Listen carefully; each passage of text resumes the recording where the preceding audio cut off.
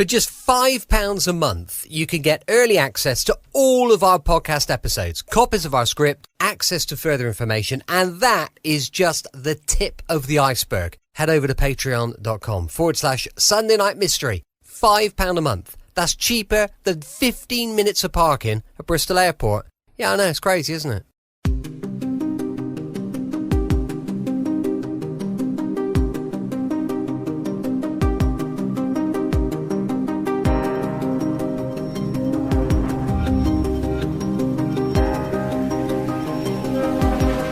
Welcome to Sunday Night Mystery, where we delve into the chilling tales of unsolved crimes and mysteries that have haunted communities for decades. I'm Brett, and tonight we're heading back to the summer of 2012. We uncover the baffling disappearance of Claire Holland, a Bristol woman whose story gripped the nation for over a decade.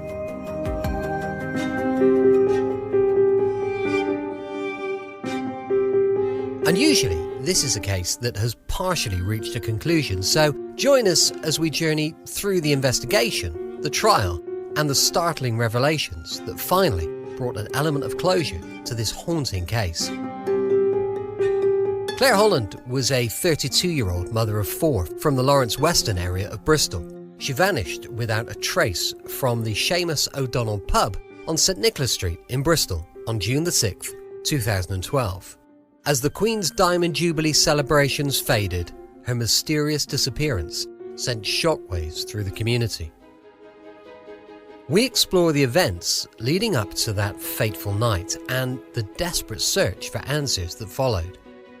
Claire was first caught on camera that fateful day in the afternoon of June the 6th, going into Asda in Bedminster at 3:12 p.m, where she was seen withdrawing £50 in cash.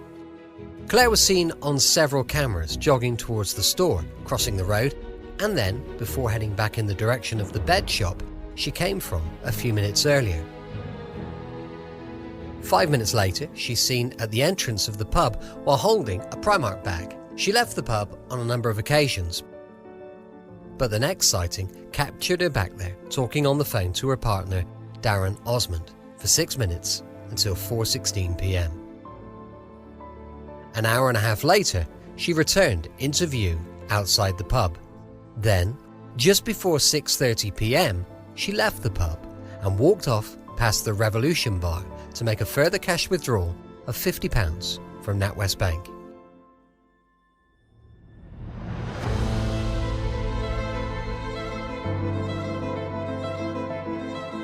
The next sighting of her isn't until 8:44 p.m. in Corn Street, where she makes another cash withdrawal before heading towards the Drawbridge Public House.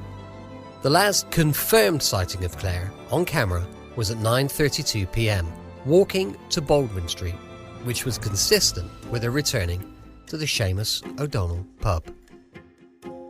Witnesses at the public house said she stayed until closing time, but she was not caught on camera leaving the premises.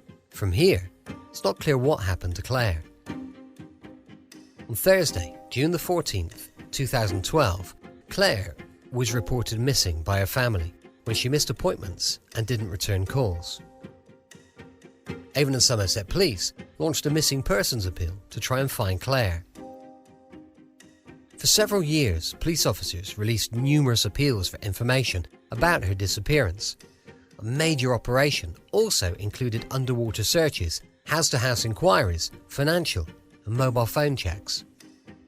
In the following 4 months, more than 200 investigative actions were carried out, but no evidence could be found to indicate what happened to Claire. Avon and Somerset Police started to treat Claire's disappearance as suspicious in July of 2019, and the Major Crime Investigation Team launched a murder investigation when her former partner, Darren Osment, made a confession.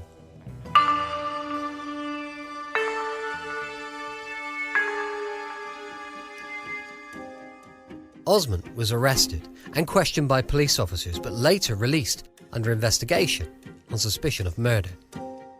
In 2020, a decision was made to deploy an undercover officer to befriend him, an operation which lasted 20 months.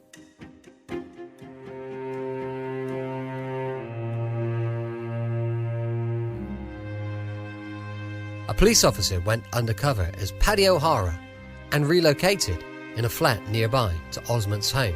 He befriended the killer by playing the part of a petty criminal who sold goods. The operation produced 1,200 hours of recorded footage, revealing Osment had confessed on a number of occasions during the years to unburden himself as he struggled to live with his horrific actions. Some of these disclosures were made to undercover police officer Paddy O'Hara, who took to the witness stand during the trial to detail their encounters. Osment confessed to Paddy he'd done horrible things, also making reference to Claire having a nice swimming lesson while he spat on the ground in the direction of the sea, suggesting her body be halfway to Spain.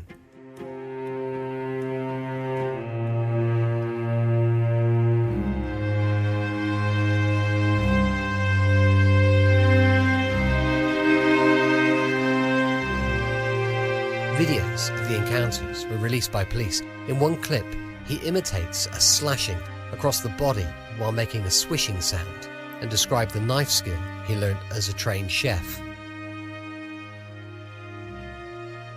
Despite the years of searching and countless leads, Claire's whereabouts remained unknown.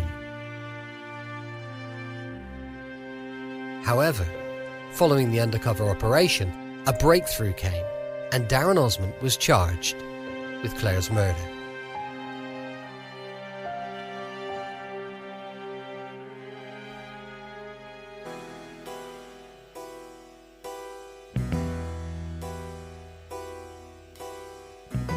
His trial revealed shocking details of his involvement in Claire's disappearance, from chilling confessions to the undercover operation that exposed his darkest secrets.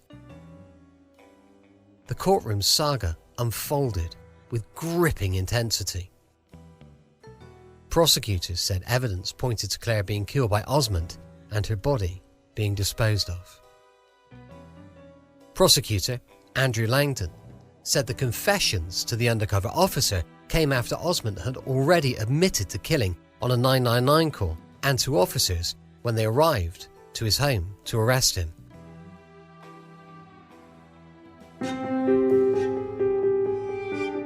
Mr. Langton added, he has, we suggest, never forgotten what he did to Claire. He's always been haunted by the memory of it.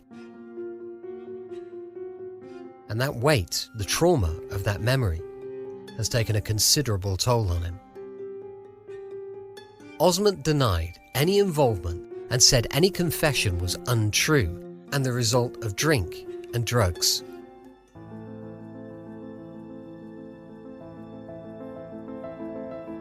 Bristol Crown Court heard that Osment had confessed to 6 different parties of his involvement in Claire's killing and the disposal of her body.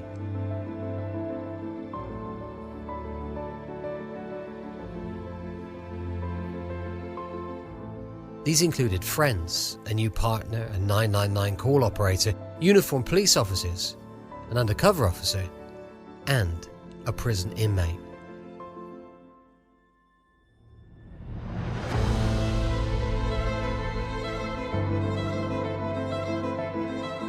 Ray Tully, defending, asked Darren Osment, "Did you murder Claire Holland?" Osment replied, "No, I didn't murder Claire, and I don't know anything about her disappearance."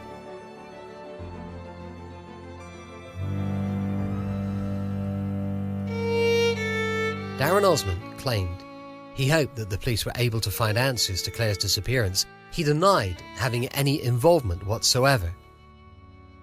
After weeks of testimony and deliberation, the jury delivered its verdict. Guilty. Darren Osment was convicted of Claire Holland's murder, bringing some sense of closure to her family and loved ones. Following an 11-year wait and an 11-week trial, in 2023, 41-year-old Darren Osment from Chesil Drive, Patchway in Bristol was finally found guilty by a majority verdict of murdering his former partner. Claire's body has never been found. The police fear, it never will be. As we consider the emotional aftermath of the trial and the significance of the verdict in finally bringing justice for Claire, Senior Investigating Officer Detective Superintendent Darren Osment said the investigation was extensive, complex, so it's important to recognise the efforts of all those involved in achieving the outcome. The undercover officer who put his safety at risk to gather vital information, those who worked tirelessly to support him and review material throughout the operation, and members of the investigation team who greatly contributed to this outcome.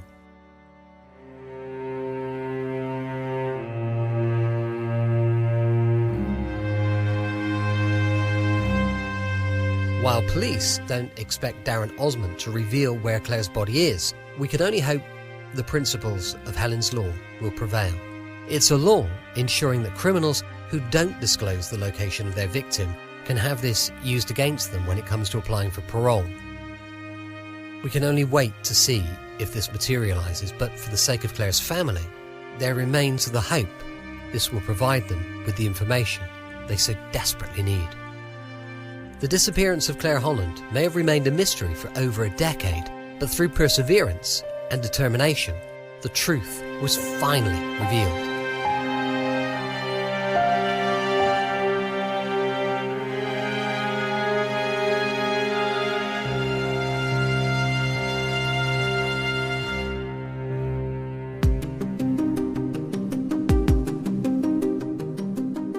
As we reflect on this haunting case, we're reminded of the importance of never giving up hope and seeking justice for those who can no longer speak for themselves.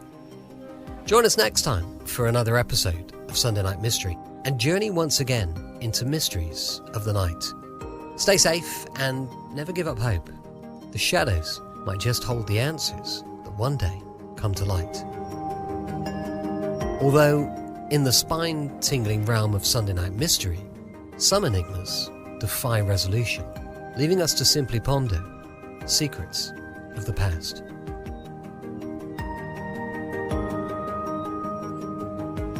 Until next time, stay safe and remember, the truth may be hidden, but as long as we keep the investigation alive, it's never truly lost. I'm Brett, and I'll see you next time on Sunday Night Mystery. For now, stay curious, stay vigilant, and be sure to guard yourself against the darkness that surrounds us all.